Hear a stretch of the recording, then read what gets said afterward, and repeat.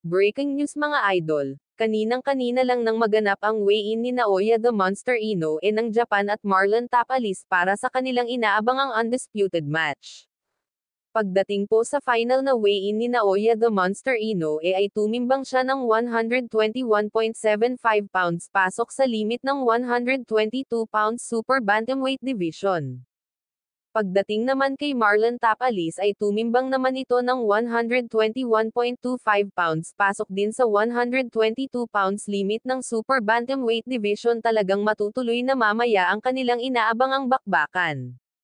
Base pa sa interview kay Marlon Tapales ay pumunta siya ng Japan para hindi lang bigyan ng magandang laban si Naoya the Monster Inoue kundi manalo sa laban. Yan ang huling pahayag ni Marlon Tapales bago siya lumipad patungong Japan.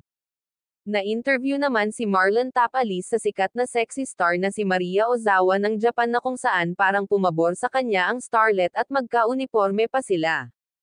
Na-inspection din ang gagamiting gloves sa laban at ito'y walang dye. Napirmahan na ng committee at organizer ng bakbakan ang mga naturang gloves. Na kung saan si Naoya the Monster Inoue ay gagamit ng winning gloves at si Marlon Tapales naman ay gagamit ng Grant gloves.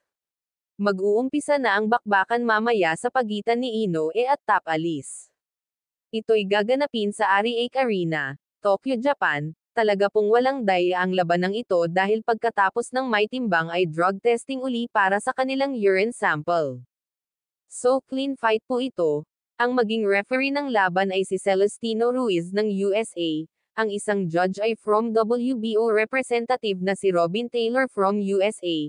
Next judge ay si Raul Case Jr. WBA representative from USA at pangatlong judge naman ay si Craig Metcalf WBC representative from Canada. Masaksihan nyo na mamaya ang bakbakang Naoya Inoue versus Marlon Tapales.